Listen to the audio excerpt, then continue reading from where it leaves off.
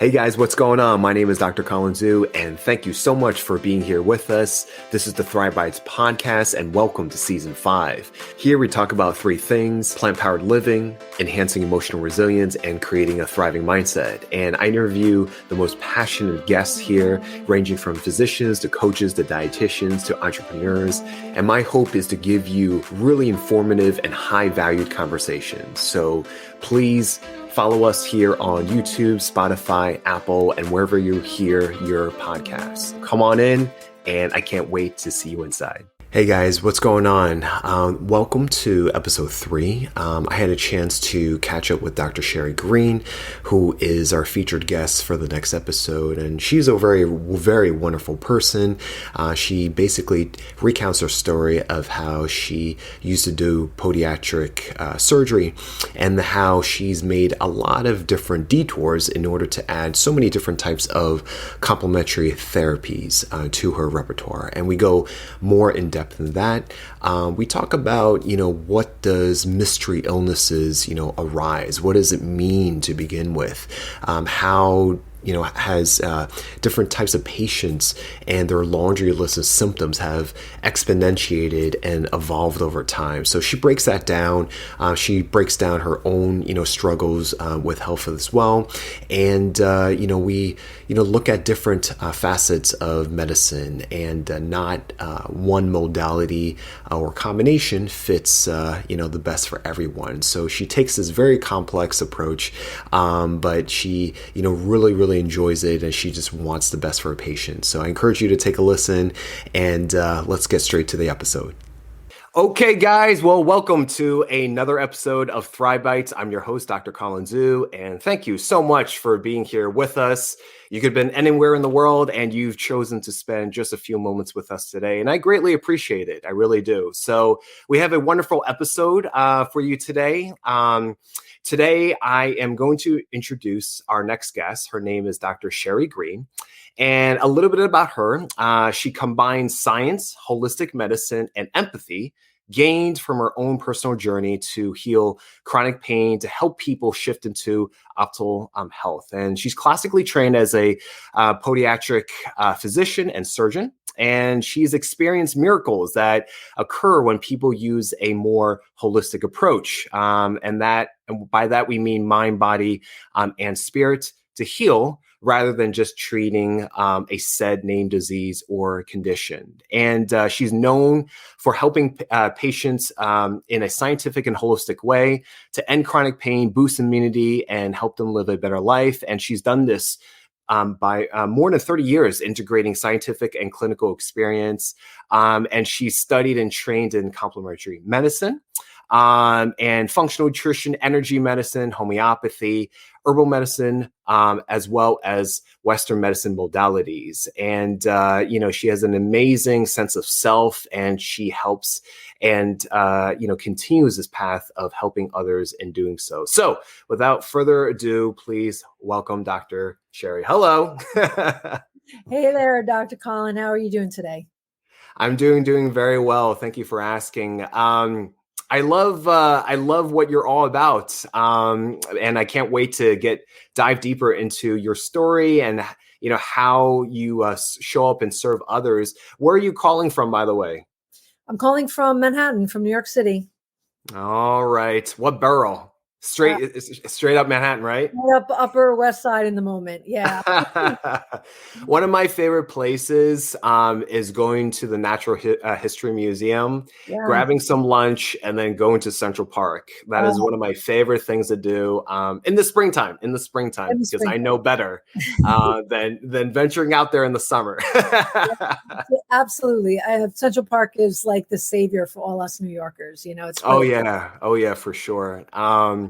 So you have a wonderful, very colorful and interesting journey. You've done podiatry, which is, I guess, for lack of a better word, like foot, feet, ankle, medicine, and pretty much the guys that hold us up, right? Yep. Literally speaking. And then you went into so many different, colors and flavors of healing practices, sounds like from, different parts of the world.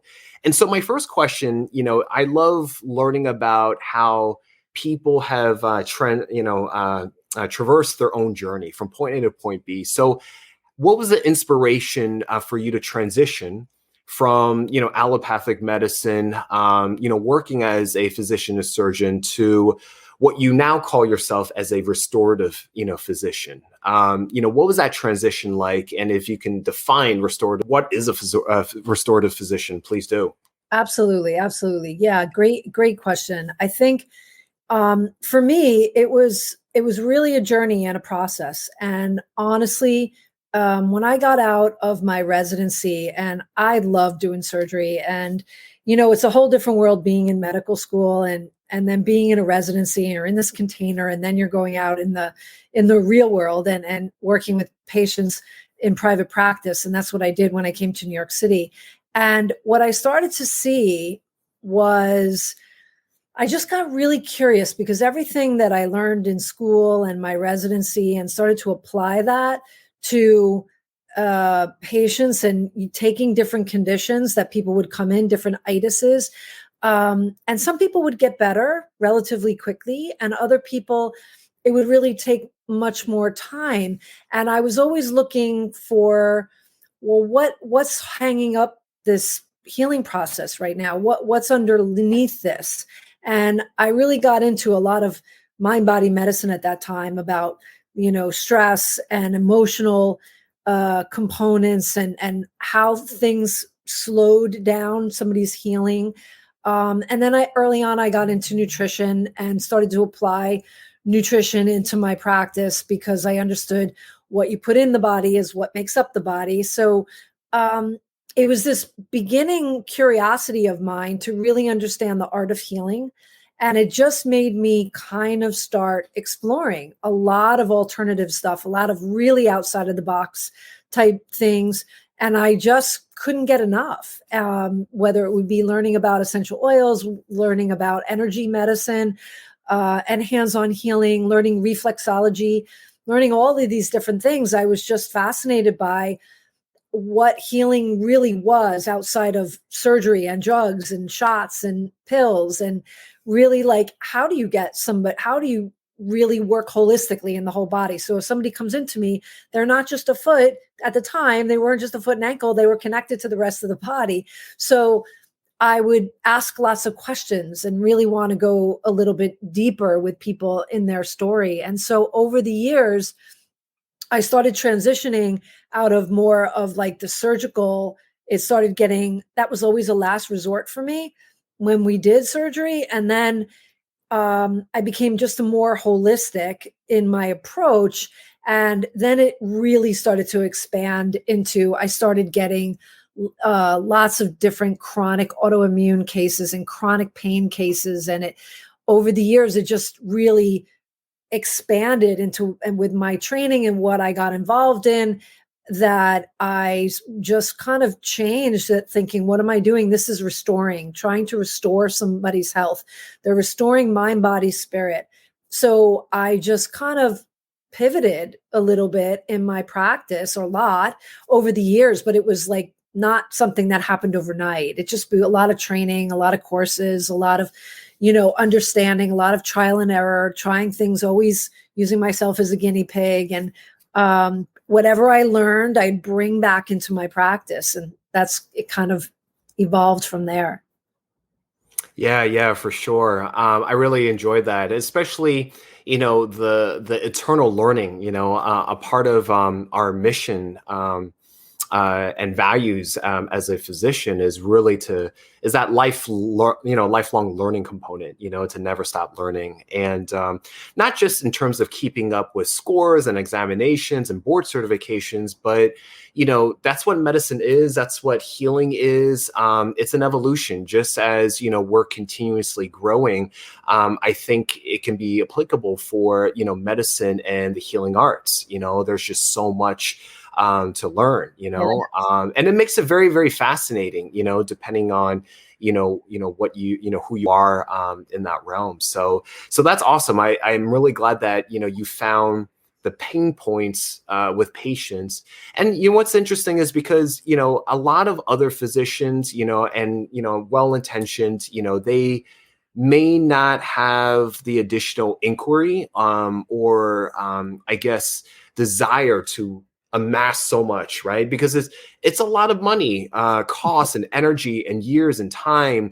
It is. Honestly, blood, sweat, and tears to go into a singular traditional Western modality, right? And to add on these different layers. Yep. I'm sure it's, a lot more, but I mean, I'm sure that bore fruit, in terms of having more tools in the toolbox. I really love that analogy to help your patients. Me too. I loved always having this big tool bag, this visualizing, having this big tool bag to be like, okay, so how can I meet this patient where they're at and what modality might best work for this patient? Like, I went through craniosacral therapy treatment. So I was doing different hands-on things that I felt was, really important at the time. So I think, I think there's something that motivates you inside to be like, there must be more. And being the perpetual student, like just wanting to learn, because like you said, it's so vast out there of what we can learn to work with the human body and how we are all shifting and changing all the time. And we're up against different things at different times of our lives. And, we have to evolve and shift and learn and grow, right? If we stay stagnant and we stay inside of what we just learned in medical school, like there's a world out there, a huge world out there to be learned. Yeah, for sure. And I like the, what you said before about pivoting. And I think being in our current pandemic era, it's definitely, if it wasn't a skill before, it's now a skill, what I'm saying? Whether you're a business owner or a parent or, someone that works in the school system, everyone had to and has and still is pivoting, to some degree. And that's what kind of, what evolution is. It's like, if you don't, become adaptable, resilient, you're not going to survive, literally. So true.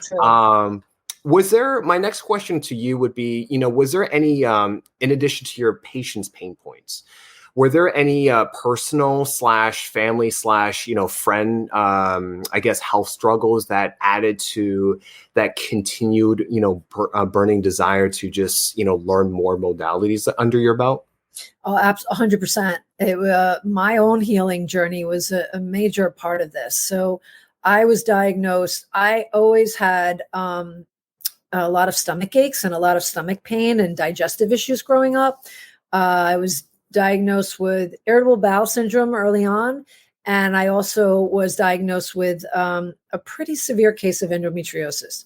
And that was really a really big struggle for me for a lot of years. And then ultimately it led to a lot of low back pain, and I had chronic neck pain, and I was diagnosed with Lyme disease. So I had my own, journey to go through to try to figure out how do I bring myself back into balance, and how did I get out of balance, and what was the root cause? And that really led me into a lot of like understanding, because if medicine doesn't really understand what the root cause of endometriosis and they just put a tag on it that it's an autoimmune condition, there's just so much more to be understood about that. So those things were definitely part of what pushed me into much more an alternative approach to healing, because I was searching for healing myself.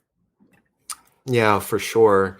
Having a mother that's, traditional, practices TCM or traditional Chinese medicine, my firsthand experience in the beginning was being introduced to something that wasn't really traditional in the sense, at least practice in America, and, when you're exposed to different, a healing art that's, several thousands of years old and, is heavily researched, but it doesn't explain everything from a Western point of view. But for some reason, it works, you know what I'm saying? And if you understand the theories and, the different, contexts, then you realize, okay, it works, but it's just taught in a different, language per se, both, literally and, figuratively. You also practice, energy medicine, you practice, all these other complementary ones. So can you speak on the ones that, you've, personally have added to your toolbox and, what about them? What are the characteristics about them that has made you kind of answer that, out of the box thinking or out of the box like approach to adding it to your repertoire? Changed and shifted so much because a lot of times I went into learning something and studying something like Ayurvedic medicine. At the time, it was like I was looking for what was going to create balance back in the body and how to look at the body in a different way. So when I studied reflexology, that was an easy transition in wanting to like how to heal somebody through the foot, right? And so that made complete and total sense. And then I was, through a phase of really just working on energy medicine and how to bring, like the energy bodies and, the meridians and different channels, nadis, and different things that go through the body and chakras and working with different things from that perspective. So at the time, I was definitely working with a lot of the unseen to be able to work with patients. And I would say, one of the things that I think there's so much confusion about is nutrition. And when patients come in and they're completely confused about, this, paleo or vegan or, FODMAP diet, they're trying no lectins, whatever their, the story of the day or the belief system. And so people got really confused with that, but really it's understanding, teaching people about food, how to combine food. I'm sure you always saw that people come in and you ask them what their diet is like. And they're like, I have a good diet. And then you go a little bit deeper and you find out what they're doing. And people haven't been educated really on food and using food as medicine. So that was a really big piece. I studied, homeopathy. That was really, and homeopathic injections. And I was doing a lot of that in my practice, and using like cures like type of idea for helping people to heal something that's chronic. And when the body gets into more of a chronic state, it's definitely very different than when somebody's in an acute state. And so there's different times that it led me to be treating different things. I mean, I studied craniosacral therapy was amazing, and looking at tension patterns in the body and being able to release tension patterns, and just the act of putting hands on with somebody. That's why massage is just so beneficial for people to be able to just let go and release, right? Release the tension that exists. I mean, we live in a really stressful world, and most of us hold a lot of tension in our bodies and don't always know that we're holding so much tension. So I think anything that can create like a stress relief, tension relief, that brings somebody back into a more grounded state. I was always looking to get people back in their bodies because I really felt that people were just not in the body. They were in fear. They were in their head. They were just not inhabiting the body. And it's just an interesting experience of working with pain when you're in the body and when you're not in the body. And I have a lot of experience with pain, physical pain, from what I went through, and really understanding panic and pain and fear and how that manifests in somebody's body and how to work with it, and how to work when you're in somebody who's in chronic pain.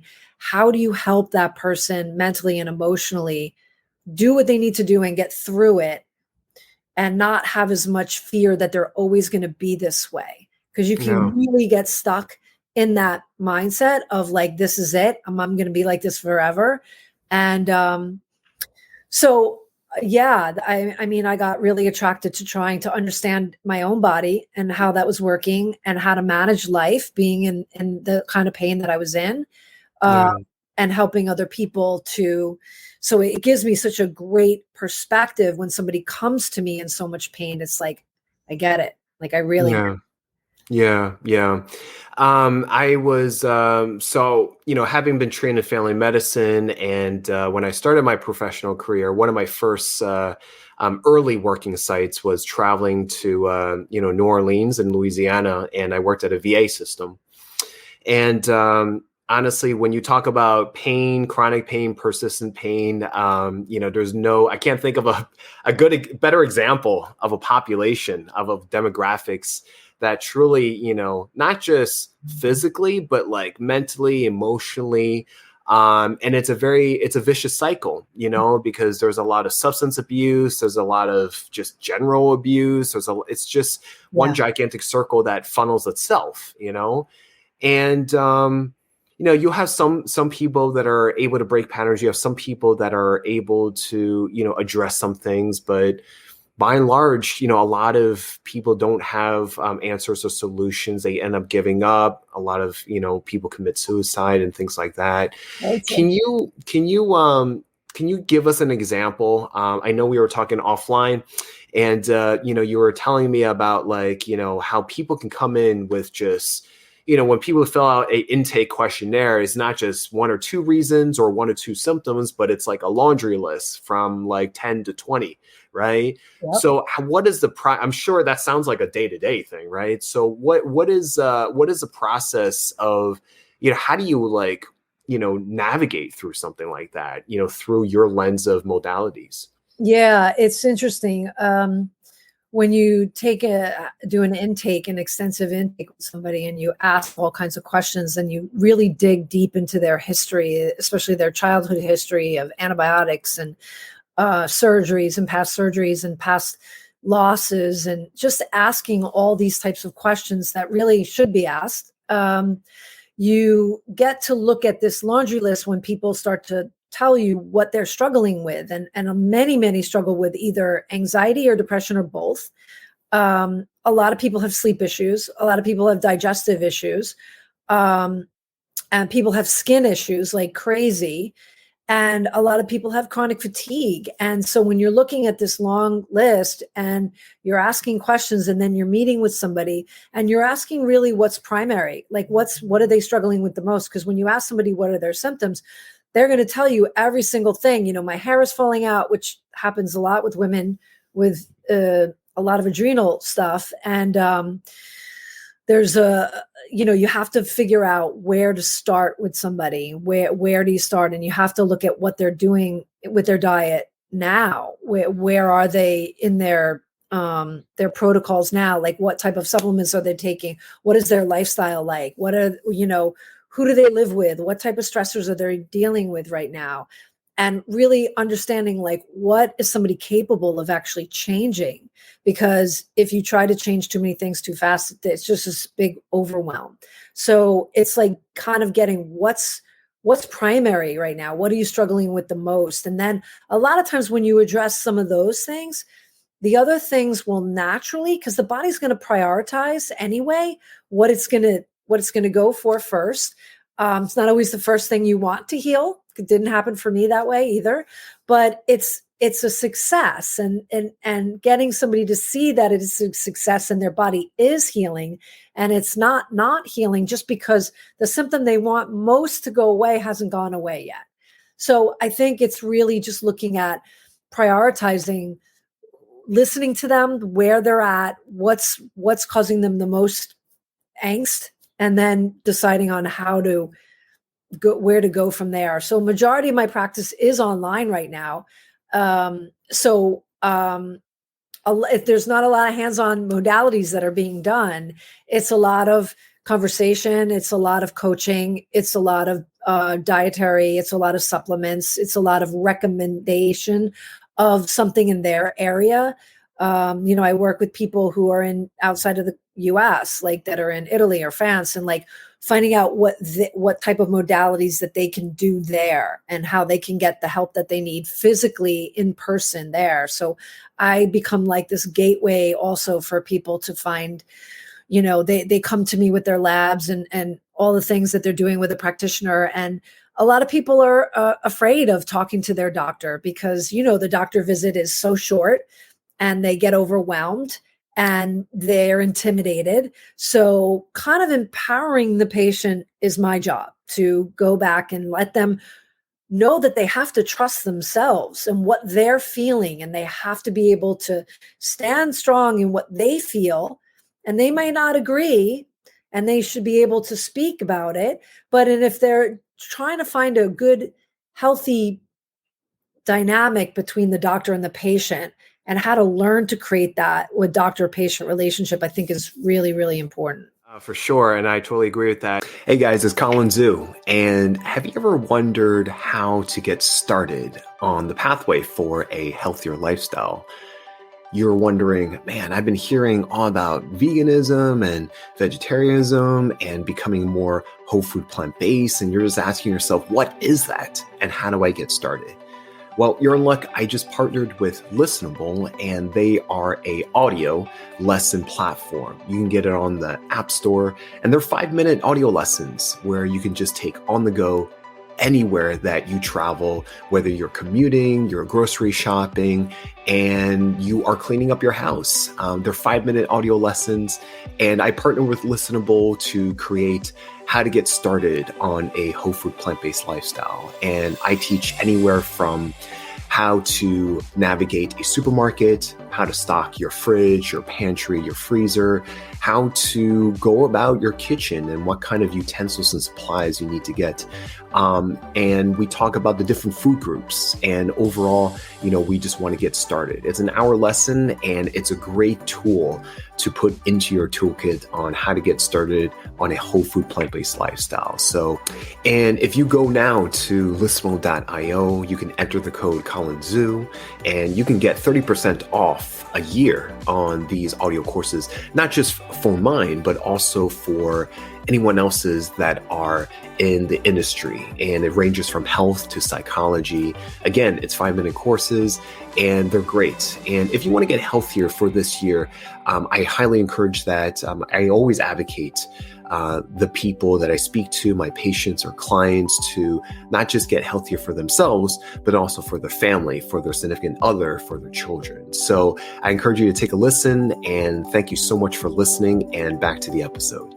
How does mystery illness come into play? It sounds like, you have experience with this, and, is mystery illness, defined as just a conglomeration of all these different symptoms mashed together?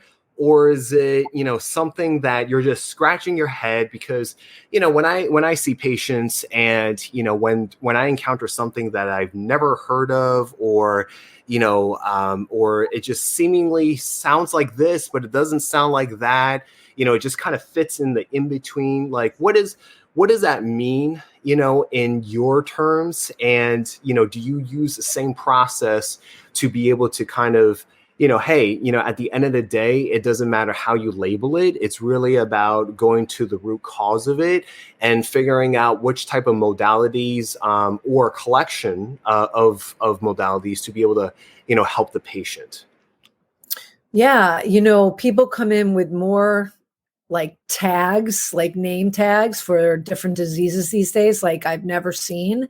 And then there's patients that really do come in with a lot of symptoms, and the doctor's kind of like, well, we don't know exactly what's going on with you or how to help you. And so there's this laundry list of a lot of them are neurological, and doctors don't like their crazy amounts of neurological symptoms where they're vibrating. They feel like they're on a boat. They're shaking. They have like heat in the top of their head. They have all these types of neurological conditions that happen that doctors really, don't know how to treat, or they're going to throw like a different med at it, and they can't really figure out exactly where to put that patient and what box they go in or how exactly to help it. And so I look more at all the different symptoms that somebody is struggling with, to be able to put these symptom pieces together and be like, oh, okay, I actually have seen this before, but it's mystery because of the fact that doctors really, they can't name it. They don't know how to definitely treat it except to say, we can give you some antidepressants or pain medications for this. So it becomes like when a patient comes in, I'm like experiencing all of these things. And a lot of times doctors are like, I have no idea what that is. And because I've seen this a lot because of the patient load that I've gotten,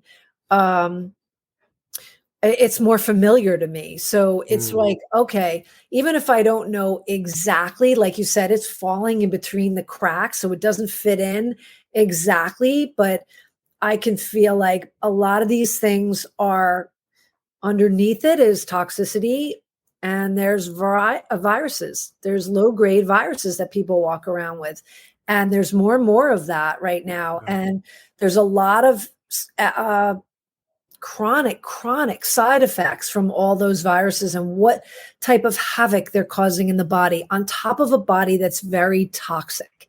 And most people don't realize how much they need to cleanse or what cleansing is about or how to cleanse. And their liver is just getting more and more sluggish, more and more toxic. And then they start having digestive issues, and then they start having chronic headaches. And so you can't really look at if your liver enzymes, according to a blood panel, are fine. Nobody can see you got a sluggish liver. But if you look at different types of symptoms that people, you can look and what they eat and what their diet's like and how they've been living, and then kind of look at their past and look at the mercury amalgams they've had, and you can look at all of these pieces of the puzzle that somehow you get to see. And somebody's had, like a woman has had a copper IUD forever, and all of these things cause problems down the line for somebody because it just adds up. It becomes this big load in somebody's body, and it's overloaded. I mean, we're bombarded with sprays and toxins and things all over the place these days, and chemical, fragrances. And we're so inundated, and we're such in a toxic soup sometimes. And some of us came in with a bigger load of toxins. So they're tapped out, and then they start having all these symptoms, and they don't know, and they start going to their doctor, and their doctor doesn't really know what to do. And that's when they start searching for alternative healers and alternative medicine. Yeah, there's so much to unpack in what you just said. One of my favorite things you said was puzzle, right?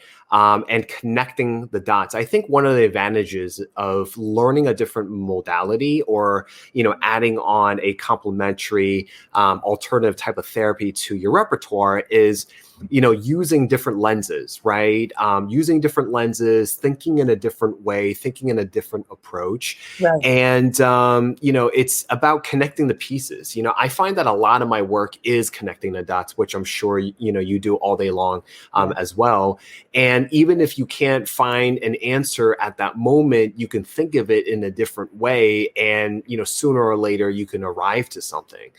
And, it's, I totally get what you're saying, because we are in this toxic environment. A lot of Western medicine to me doesn't really address, not to knock it, I love Western medicine, I love, the necessary, the advancement of it.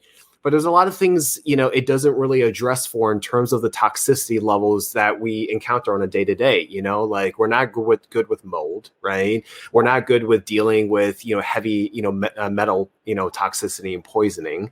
Right. Look at the amount of trash and plastics in our oceans. People love seafood, right? Right.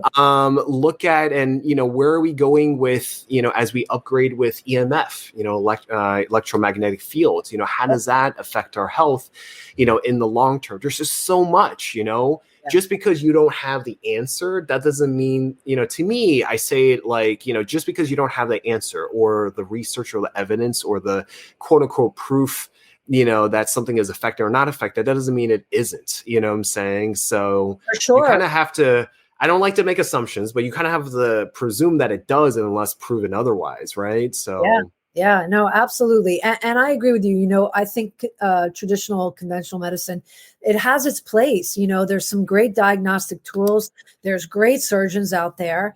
There's times when surgery is necessary. And but to really, for those cases that don't fall into those categories, those are the people that fall through the cracks and kind of get lost, right? So it's helping that. And it seems to be expanding bigger and bigger all the time around those people that have these like symptoms that they just feel like they have to live with. Yeah. You have, 30 years plus of, clinical, experience in terms of quote unquote mystery illnesses. Do you feel like, that has kind of exponentiated, over time, from your experience?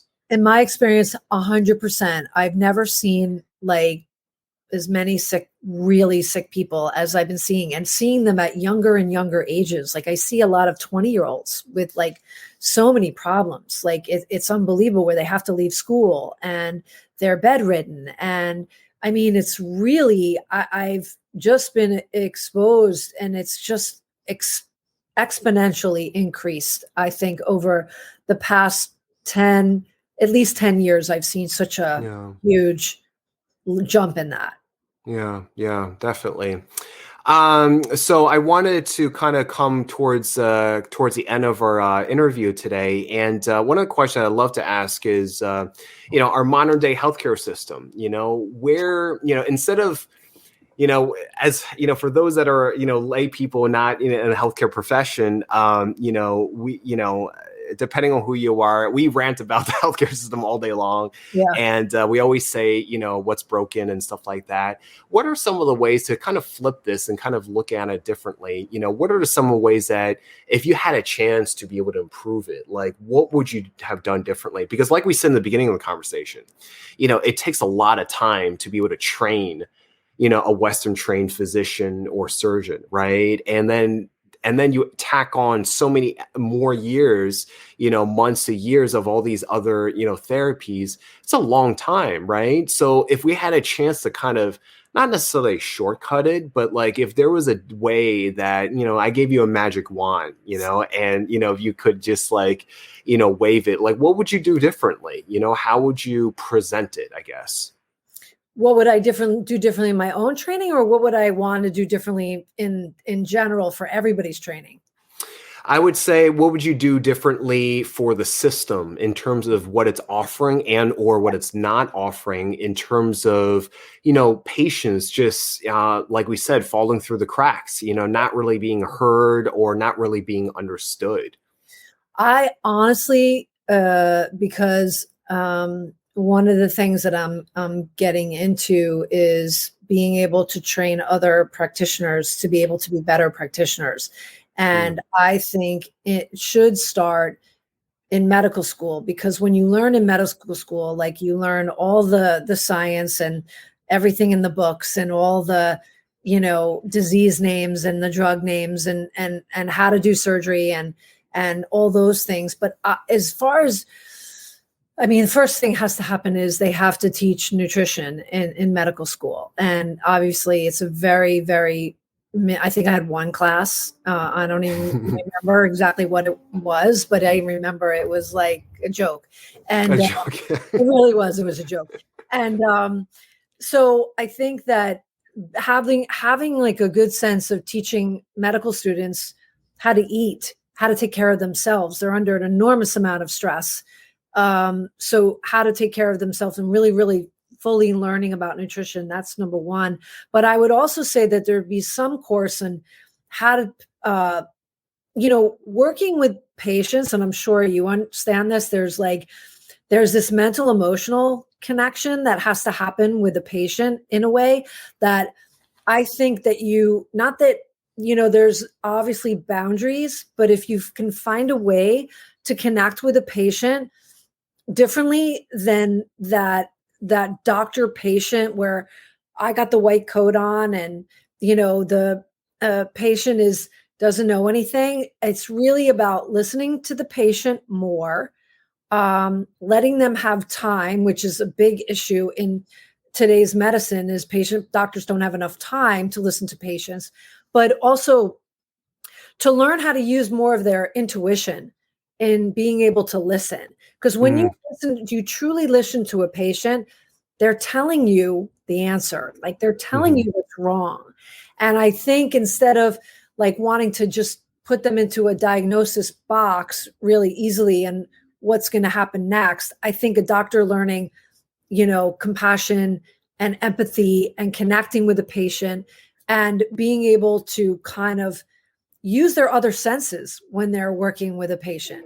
And I think in the way past, that's how doctors used to, when they would take their medical bag and go to people's homes and like sit on their bed and take care of somebody, there was a different level of connection. And I think we lost that. And I mean, electronic medical records has done that too, because the doctor is typing constantly, right? Yeah. They're going to put their notes in, and there's like a lack of connection, and there's a lack of hands-on palpation, and there's not enough attention to like the stressors, like maybe because doctors get so overwhelmed and stressed themselves, maybe there's some sort of teaching doctors how to de-stress themselves, how to ground themselves in their body, how to de-stress themselves so that they can deal with dealing with a patient who's chronically sick or in pain is a very different type of patient that needs a certain amount of presence. And it's not so simple all the time. It's really not. Yeah, there's just a lot, that you just gave, and I agree with them all. I think if I was teaching medical students from the ground up, because a lot of my pain points and frustrations came from medical school, and I loved my medical school. Great area that I learned, and great people that taught me. But it was really more holistically, focusing on preventative health, wellness, optimizing, nutrition, lifestyle, self-care, self-care. It's not really a trend, a hashtag or anything. It's real stuff that, it's kind of like, if you take the example of relationships, a lot of times, what we're learning is that like, if you can't fully optimize yourself, it shows in a relationship, because, you are just sharing it, you're sharing parts of yourself with another person.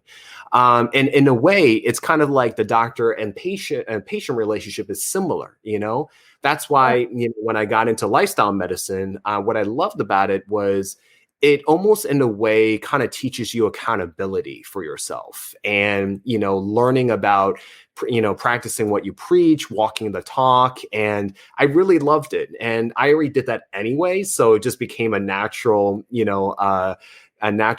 positive consequence of following through with that profession as well. But it's really, practicing self-care, listening, like you said, listening as a skill, compassion, empathy. These are really, they're hard skills to master, but they're so necessary, so necessary, that would want your doctor to it's all inherent that we need to be able to know ourselves, right? We have to know ourselves and what are our strengths and our weaknesses. And it's more that self-inquiry. So if doctors had more time to kind of do more work on themselves, and they could be such a good example for their patients, right? And just a whole different system Yeah. would evolve from that. Yeah.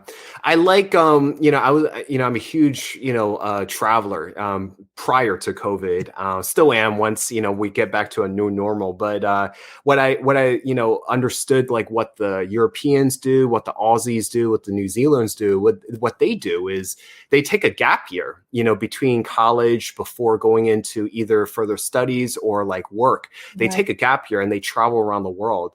I wish as Americans we had something like that, right? Me too. Me too. Half of my class in medical school was, people that were straight through school, had took no breaks, and Right. then the other half was, mid career. They would change and went into medicine, and I just find that there's such a huge difference of maturity, between the two. And I fully advocate for taking a break, taking the necessary time, to really, like you said, that self inquiry and, finding yourself and honing that, what is your why type of deal. I think it would make a much better form of medicine that you ultimately, practice. So, Agreed. I so agree.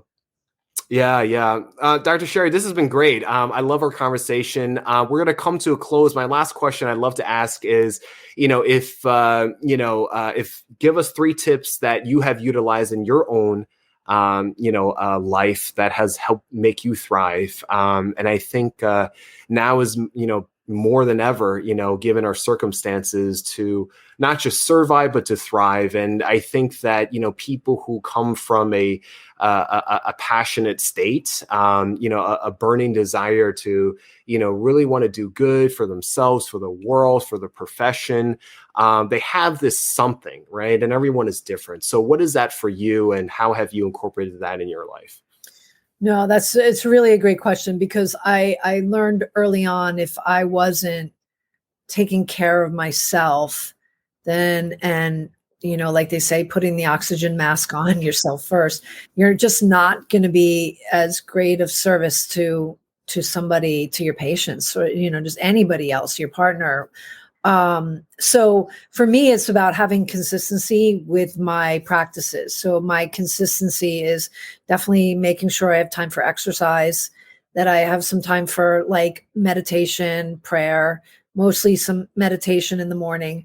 And then, foods, and really I'm plant-based, and it's made such a huge difference in my life in so many different ways. And so that I take the time, and it's time and energy, and to prepare and to think ahead and plan. And listen, chopping and washing and shopping and cooking, it's a lot of work, but you know what? It's so satisfying to me. And I know that I'm putting good things in my body. So I would say those things are really, really key. Another thing that's really important that I've really value is like having a community of people that are like-minded, that in my life, that are on the same page, that I can share with. And it doesn't necessarily have to be family, because a lot of times family isn't on your same page. So having your tribe, like having a community of people that are on like a similar path, that you can talk to when things are hard, that just understand you, get you, they don't judge you, they are good listeners. So Yeah. I think community is huge in whichever way you can find it. I run a Q&A once. We're going to be doing it twice a month for patients, where they come on, and a lot of these patients are not necessarily having the support in their family, or they don't have friends doing what they're doing. So if it's a small group, I don't let it get bigger than 20 people, so that everybody asks a question, and then we have a lot of back and forth, and people feel uplifted. They feel like they're part of something. They feel like they're making a connection. And then a lot of them have formed friendships from there. And, I think that there are, group visits now these days, which I think is really can be uplifting for the patient to have other people. And then for me, to cultivate trust and faith in this such an uncertain world. And that's where I work really hard on. That's my own spiritual practice of learning, and the meditation and prayer and reading things that inspire me but anything that, inspires me to have trust and faith in this world and where we're going, and with the things that we see that don't make us happy, and that the conflicts and this different sides that people and the division that's happened over the past few years. So having something that cultivates trust and faith for me is huge, is big. Yeah, I love that. I love that. There's so much with that. It is an uncertain world.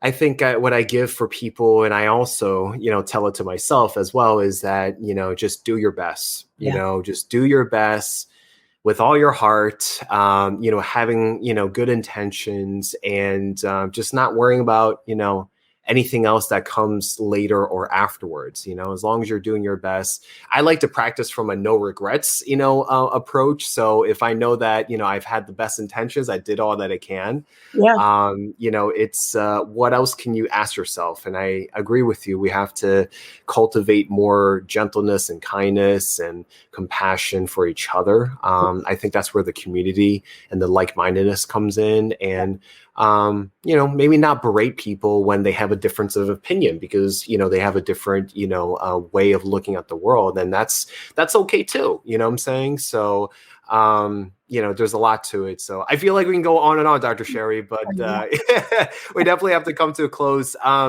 If people are interested in learning more about you, finding your services, where can they look for you? Sure. Well, they can go to my website, which is DrSherriGreene.com. It's SherriGreene. There's an E at the end of Green. They can find me on Instagram, which is just at Dr. Sherri Greene. There's a lot of great information that I post on there, trying to educate people as much as possible. They can find me on Facebook as Dr. Sherri Greene again. And you can go, there is a contact page on my website where you can send me an email. Pretty available to get in touch with. Okay. Well, I love it. Thank you for doing what you do.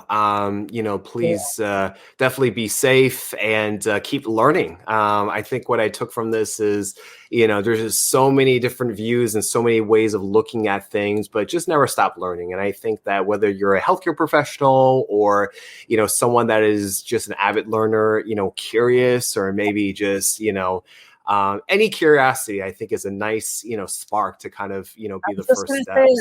I was just being curious. Just be curious. That leaves you open to understand others and why they may think. Just be curious instead of having more conflict, right? So I agree. And Dr. Colin, this is wonderful. I love what you do. I love the TheChefDoc. It's really amazing. The teaching that you're doing and the sharing that you're doing is wonderful. And thank you for having me on here today. Thank you very, very much. I really appreciate those words. Guys, thank you so much for being here with us. If you enjoyed this, please like, comment, and subscribe. And if you feel that this was a benefit for someone else, you please let them know as well. And until the next episode, please say goodbye to Dr. Sherri. Everybody. Hey guys, thank you so much for watching that episode. We hope that you enjoyed it. If you like this, please like, follow, and subscribe. And please follow us for the latest updates for this season, season 5. And if you feel that this was a benefit for someone else, please let them know. And please follow us on Apple Podcasts, Spotify Podcasts, and YouTube. And thank you so much again. And we will see you on the next one.